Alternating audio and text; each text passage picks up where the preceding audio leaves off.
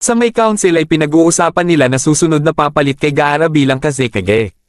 Ininform ng lalaki na nakadiscover sila ng enemy trap sa mga nadurog na batong sa pasukan, at kasalukuyang pinapasabog ito, at isang bahagi ng pasukan ang gumuho dahil sa mga epekto ng pagsabog. Sa tingin niya na madidagdagan ng kalahating araw bago ito magawa. Naiintindihan ni Baki at inutos na ayusin ito para ma-dispatch ang mga available, at nag-okay ang lalaki. Nagpapasalamat si Baki kay Gaara dahil hindi napinsala sa pagsabog ang village. Nireport ng lalaki na natagpuan na nila ang lahat ng katawan ng mga nagbabantay sa pasukan, at may kaunting pagdududa kung bakit nakapasok ang kalaban sa gitna ng village mula sa himpapawid. May lalaki ulit na dumating at ininform na kinontak sila ng tracking unit na natagpuan si Kankuro ng kalahating araw sa labas ng village, at ito ay walang malay at nasa malalang kondisyon. Dagdag pa nito na ilang miyembro sa tracking unit ay kinuha si Kankuro at ang kanyang puppet pabalik sa village. Tinanong ni Baki tungkol sa Kazekage, kaya sumagot ang lalaki na ang ibang miyembro ng tracking unit ay hinahabol ang kalaban. Tinalo ni Sasori ang natirang tracking unit. Nagkita na ulit sina Deidara at Sasori. Sinabi ni Sasori na kanya na ang susunod pagkatapos nila sa nahuli ni Deidara na One Tail. Ngunit hindi pa rin alam ni Sasori kung nasaan ito. Nagmamadali si Naruto. Sinabi ni Sakura na alam niyang nagmamadali si Naruto ngunit huwag niyang bigyan ng problema ang unit. Sinabi ni Kakashi na kung naalala pa ba niya ang sinabi ni Jiraiya na huwag uminit ang ulo. Nakita ni Sakura si Temari at tinawag. Nagmamadali ang mga doktor na dalhin sa operating room si Kankuro. Napapatanong ang doktor kung iyon ba ay poison. Inutos ng doktor na ihanda ang antidote. Nagulat si Temari nang malaman niya ang tungkol kay Gaara. Sinabi ni Kakashi na aabutin ng 2.5 araw bago makarating sa sand mula dito kaya kailangan nilang magmadali. Nag-okay si Temari. Umalis na ang lahat, sa may treatment room 3. Sinabi ng doktor na ang mga sugat ay hindi ganoong kaseryoso pero ang problema ay ang poison dahil ito ay bagong poison at wala silang ideya na i-neutralize ito. Nagmamadali pa rin si Naruto kaya sinermonan ni Sakura na kakasabi niya lang kanina na huwag niyang bigyan ng problema ang unit. Hindi ito gusto ni Naruto na kahit alam niya kung bakit sila hinahabol. Tinanong ni Naruto na alam na iyon ni Sakura na nakaselyado sa loob niya ang Nine-Tailed Fox Spirit. Nagulat si Temari nang narinig niya ito at nalungkot si Sakura. Sinabi ni Naruto na siya at si Gaara ay may halimaw sa loob at yun ang hinahabol ng Akatsuki, kaya iyon ang ayaw niya, at halimaw lang ang tingin ng Akatsuki sa kanila. Hindi niya rin gusto ang makasarili ang paraan ng pagtingin ng mga Akatsuki sa kanila. Lahat ng tungkol sa kanila ay pareho at lumaban si Gaara ng mag-isa ng higit pa sa kanya. Katulad niya ay hinahabol si Gaara. Napapatanong si Naruto na bakit si Gaara lagi ang nakakakuha ng hindi magandang sitwasyon. Ito ang dahilan kung bakit hindi siya pwedeng mag-aksaya ng oras para puntahan si Gaara, at ngayon gusto niyang iligtas agad si Gaara. Naramdaman ni Temari na umiiyak si Naruto. Pumunta si Baki sa ospital dahil sinabi nila na nagkamalay na si Kankuro. Sumagot sila ng oo ngunit halos hindi niya sila masagot. Tinanong ni Kankuro kung si Baki ba ito. Nahihirapan si Kankuro na sabihin ito, kaya lumapit si Baki at binulong ni Kankuro ang Red Sun, kaya nagulat si Baki. Naiintindihan na ni Baki ang sitwasyon. Umalis na si Baki. Inutos si Baki sa kanila na kontakin ang tracking unit upang pabalikin ng mabilis. Sinabi ng lalaki na wala pa silang narinig na kahit ano sa mga ito. Simula nung nakuha si Kankuro kahapon. Naiinis si Baki. Dahil huli na sila at wala silang choice kundi puntahan ang mga ito. Ininform ng lalaki na sinabi sa kanila ng superiors na bigyan sila ng progress report ngayong umaga. Tinanong ni Baki na sa tingin ba nito na may oras siya para masayang magbigay ng mga ulat. Sa palagay ni Baki na unahin ang aksyon kaysa sa mga pagpupulong ngayon at nag-okay ang lalaki. Naiinis si Baki dahil ganito ang nangyari sa sandaling nawala si Gaara. Walang choice si Baki kundi puntahan ang honorable siblings pero nagtataka siya kung tutulong ba ang mga ito sa kanila ng kusang loob. Tinanong ni Sakura na nagkita na sila dati ni Itachi at hinahabol nito siya. Hindi lang siya nag-train nitong nakaraang 2.5 taon dahil nakapasok siya sa library ni Tsunade at gumawa ng investigasyon sa labas hanggang kaya niya at ang bumabagabag sa kanya ay sa wakas ay may katuturan na ngayon. Dagdag ni Sakura na ang taong gustong patayin ni Sasuke ay ang kanyang nakatatandang kapatid na si Itachi na miyembro ng Akatsuki. Iyon ang dahilan kung bakit si Sasuke sumama kay Orochimaru upang makakuha ng power pero si Orochimaru ay gusto ang katawan ni Sasuke at mayroon na lang silang 6 na buwan na natitira. Nagulat si Naruto na alam din iyon ni Sakura. Sinabi ni Sakura na miyembro rin ng Akatsuki si Orochimaru. Dagdag ni Sakura na kung mas lumapit sila sa Akatsuki ay may makukuha silang impormasyon tungkol kay Orochimaru, at kung mangyayari iyon ay makakalapit sila kay Sasuke. Determinado si Sakura na iligtas ang dalawa. Nakapunta na si Baki kaya nagulat ang dalawang honorable siblings. Sinabi ni Baki sa honorable siblings na pumunta siya upang hilingin ang kanilang tulong. Sumagot si Lady Chiyo na matanda na sila kaya ano ang magagawa nila. Ininform ni Baki na isang organization na tinatawag na Akatsuki ay kinuha ang Shukaku, at kung iiwanan nila ang bagay na kung ano ngayon ay magkakaroon ng kaguluhan. Sinabi ni Ebazo na henerasyon na nila ito ngayon, kaya sila na dapat humarap dito. Sinabi ni Baki na silang dalawa ay may malakas na koneksyon sa bawat land. Kabilang ang mga villages sa land na hindi nila kaalyado, at mas maraming impormasyon ang nakukuha ng dalawa kaysa sa kanila. Sinabi ni Chiyo na matagal na silang retire at wala na silang attachment sa mundo. Gusto ni Chiyo na makita ang mukha ng kanyang apo sa isa pang pagkakataon. Sinabi ni Baki na magagawa iyon ni Lady Chiyo dahil ang apo niya ay miyembro ng Akatsuki. Nagulat ang dalawa sa narinig nila. Dumating ang dalawa sa ospital, kaya nagtataka ang mga doktor na bakit nandoon ang dalawa dahil matagal na silang retire. Pagkakita ni Baki sa dalawa ay pinapasok niya ang mga ito. Sinabi ni Baki sa tingin niya na alam nila kung sino ang dalawang ito na sina Lady Chiyo at Lord Ebazo. Winelcome ng mga ito ang dalawa. Sinabi ni Baki na ang nakahiga ay si Kankuro at ang nakakatandang kapatid ng kasalukuyang Kazekage. Tinanong ni Lady Chiyo kung nasuri ba nila ang kanyang dugo. Sumagot ito ng oo at binigay ang sinuri kay Lady Chiyo. Sinabi ni Chiyo na hindi niya pa nakikita ang ganitong komposisyon dati. Sumang-ayon ng doktor dahil sa tingin niya na ito ay bagong uri ng poison. Tinanong ni Lady Chiyo kung nasubukan niya na ba ang isang antidote. Sumagot ang doktor na sa ngayon ay sinusubukan nilang gamitin kung anong mayroon sila ngayon, ngunit wala kahit isang umipekto. Sinabi ni Lady Chiyo na karaniwan ay tinatapos ni Sasori agad ang trabaho at mukhang confident siya sa kanyang poison, at sinasadya niyang iwan ng ganito ang kanyang biktima. Natuwa si Deidara dahil nakalabas na sila sa disyerto. Naghahanap si Lady Chiyo ng panlunas kay Kankuro. Tinanong ni Lord Ebazo na wala ba siyang sinubukang iba. Sumagot si Baki na sa ngayon ay nag-request sila sa lift ng specialist team at mas mabuting hintayin ang kanilang pagdating. Naiinis si Lady Chiyo dahil nakadepende sila sa iba at ito ay nangyari dahil sila ay nakadepende sa alyansa ng ibang land at walang ginagawa kundi ang walang kwentang edukasyon. Sumagot si Baki na hindi nila intensyon na dumpende sa iba. Sinabi ni Lord Ebazo na kasalanan ito ni Kankuro dahil uminit ang kanyang ulo at humabol ng masyadong malayo at ang isang shinobi ang huling tao na gagawa ng ganoon. Tinanong ni Lady Chiyo na ano ang silbi ng pagtitiwala at pagiging lubos na umaasa sa mga katulad ng Leaf. Ang pagpapalakas ng village ay dapat kanyang pangunahing prioridad. Dagdag ni Lady Chiyo na ang mapayapang alyansa ay isang panaginip na hindi mangyayari, at sa mga panahong ganito, at ang pinaka-maaasahan nila ay magpadala ang Leaf sa kanila ng mga walang kwentang tao para bilang isang formalidad. Tumutol si Baki dahil hindi mangyayari iyon. Sinabi ni Lady Chiyo na ganoon iyon dahil ang lahat ay tumitingin sa kanilang sarili. Iniisip ni Naruto na isang araw pa hanggang sa makarating sila sa Sand Village, at kailangan nilang magmadali. Nalulungkot si Lady Chiyo dahil hindi niya masolusyonan ito kahit na ang kanyang specialty ay poison. Nagulat si Baki na kahit si Lady Chiyo ay hindi ito masolusyonan. Isang araw na lang ang natitira kay Kankuro. Naiinis si Lady Chiyo dahil lumakas ng malaki si Sasori. Napatanong si Baki kung anong magagawa nila. Sinabi ni Lady Chiyo na ang taong mas maraming alam tungkol sa antidote kaysa sa kanya ay ang Leaf Slug Princess na si Tsunade, at maraming naging problema si Lady Chiyo kay Tsunade sa panahon ng Great War. Kaya ni Tsunade na solusyonan ang lahat ng poison na ginawa niya at nakagawa ng antidote, at ngayon ay kakampi na nila ang Leaf. Sa tingin ni Lady Chiyo na magagawa na lang nila ay papuntahin si Tsunade doon upang tingnan si Kankuro. Sinabi ni Baki na hindi makakaalis si Tsunade ng ganoong kadali sa kanilang village dahil siya na ngayon ang Hokage, at kahit na siya ay pumunta ay aabutin ito ng 3 araw para makapunta doon mula sa Leaf. Alam ito ni Lady Chiyo dahil walang seryosong nag-iisip na papuntahin ito, at ayaw niya rin kay Tsunade. Sinabi ni Tsunade na 2 araw na nung umalis ang Team Kakashi at dadating sila bukas ng umaga. May naramdaman si Tsunade ng masamang palatandaan, kaya tinawag niya agad si Shizune. Natuwa si Naruto dahil umabot na sila sa disyerto. Sinabi ni Temari na malapit na ang Sand Village at siya na ang mamumuno mula dito, at okay si Kakashi. Nakarating na ang dalawa, at binuksan ni Deidara ang pintuan upang pumasok. May nagutos sa dalawa na ihanda agad ito dahil late sila. Sinabi ni Deidara na hindi niya inaasahan na malakas ang Jinchuriki na iyon.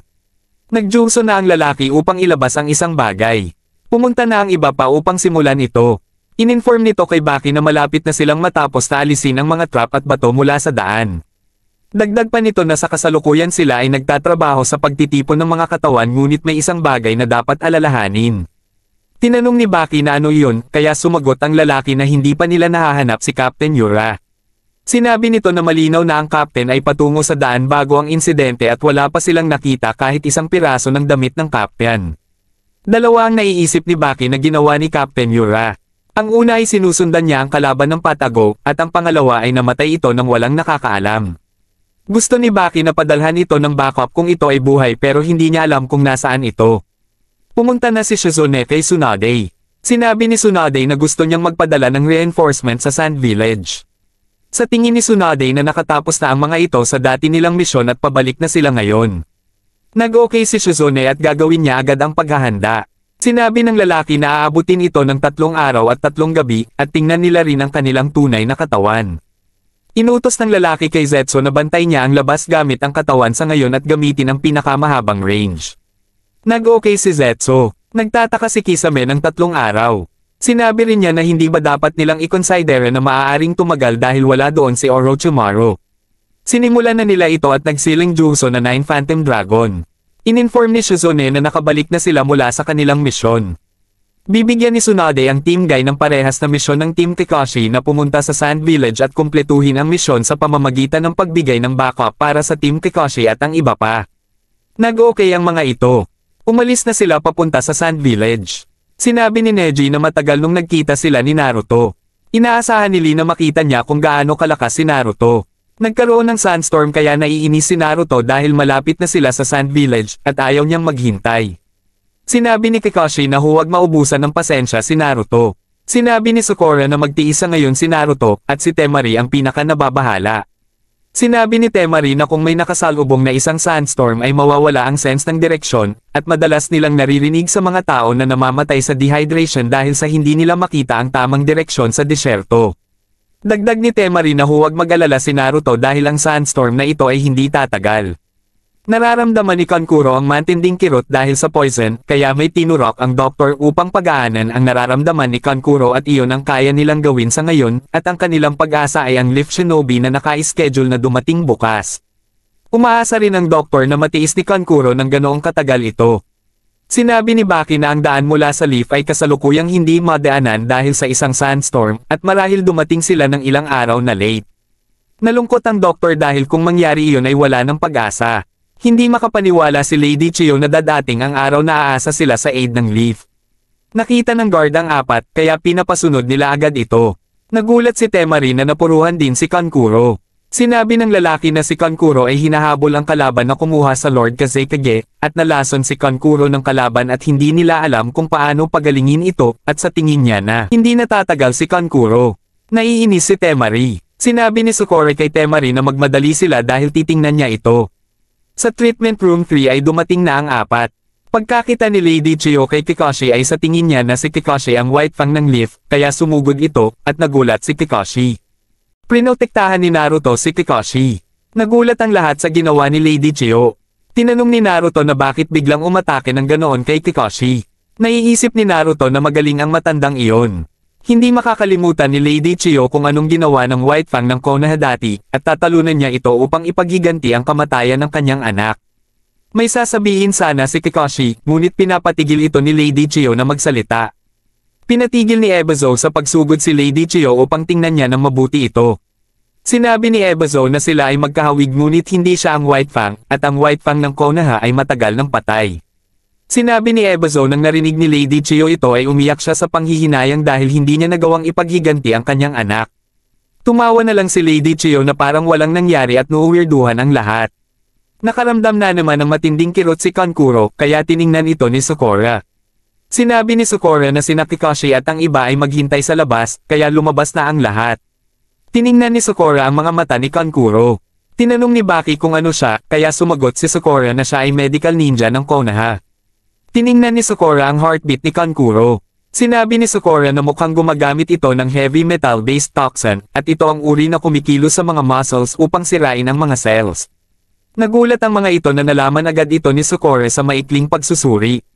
Hiningi ni Sakura ang medical record ni Kankuro, kaya binigay nila ito, at binigay din nila ang list ng toxic ingredients. Sinabi ni Sakura na malalaman niya ang pangkalahatang kinalabasan.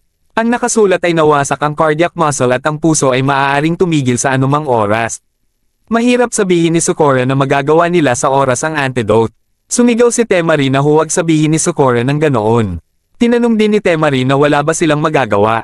Sinabi ni Sakura na ipagsama agad ang mga item na hinihingi niya, at ito ay medyo magaspang paggamot ngunit ito ay ang tanging opsyon na natitira nila. Kinukuha na ng Akatsuki ang Jinchuriki kay Gaara. Inutos ni Sakura sa lahat hawakan ito ng mahigpit dahil ito ay magiging isang masinsinang operasyon. Nag-okay at hinawakan na nila si Kankuro. Sinimulan na ni Sakura ito kaya nagwawala si Kankuro sa sakit. Pinasok ni Sakura ang hawak niyang likido upang higupin ang lason sa cell ni Kankuro at pagkatapos ay hinila niya sa kabilang kamay. Nagulat ang lahat nang nailabas ni Sakura ang lason.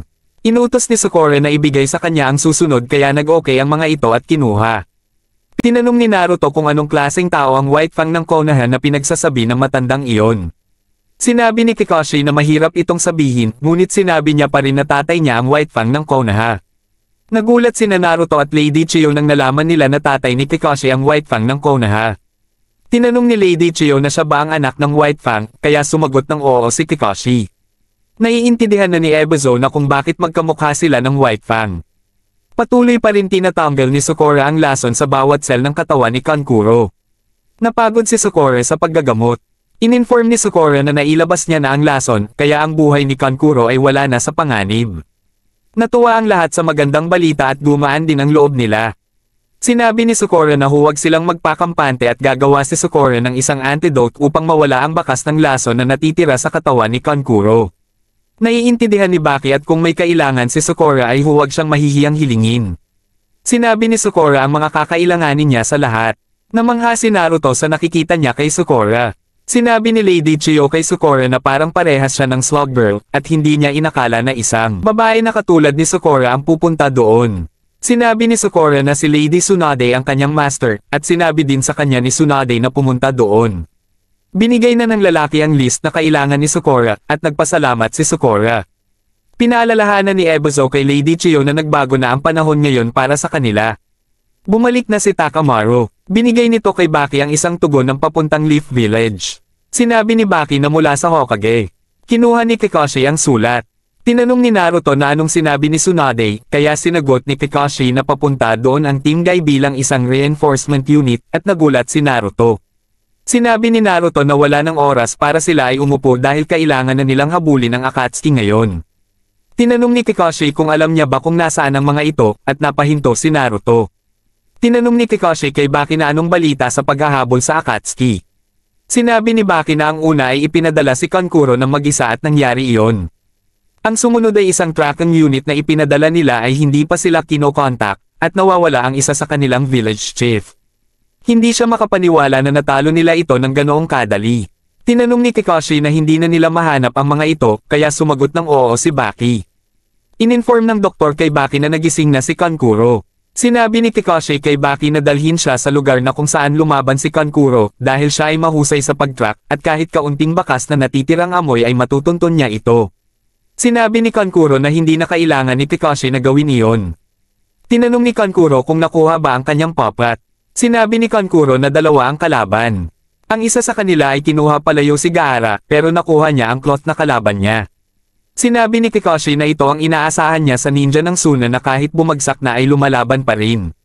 Nagsama ng Jutsu si Kakashi para ilabas ang 8 ninja dogs. Nagkamustahan sina Pakkon at Naruto dahil matagal na silang hindi nagkita. Pinapatigil ni Kakashi sa pagkakamustahan ang dalawa dahil kailangan na nila agad magtrabaho. Pinaamoy ni Kakashi sa lahat ng aso ang cloth, inutos din niya sa mga ito na alamin kung saan pumunta ito, at pinalis niya na ang mga ito. Sinabi ni Pakkon na kukontikin niya agad si Kakashi kapag may nahanap sila. Naiisip ni Naruto na aalis na sila habang hinahanap nila Pakkon ang mga ito. Sinabi ni Kakashi kay Naruto na maghintay ng saglit. Tinanong ni Lady Chiyo kay Kankuro kung tama ba na isa sa kanyang kalaban ay si Sasori. Sumagot ng oo si Kankuro na ito ay si Sasori ng Red Sand dahil sinabi niya mismo ito. Natuwa ang lahat dahil nagawa ni Sakura ang antidote. Pinainom ni Sakura ang antidote. Pinayo ni Sakura na kailangan na lang ni Kankuro ay magpahinga hanggang sa mawala ang pagmamanhid. Sinabi ni Baki na pwede na silang magpahinga at naghanda sila ng silid para sa kanila. Tinanggap ito ni Kakashi. Tinawag ni Kankuro si Naruto upang sabihin na siya na bahala sa kanyang nakababatang kapatid. Nag-okay si Naruto. Sinabi ni Naruto na susunod siya ay magiging Hokage kaya gagawan niya agad ng maagang pabor ang Kazekage.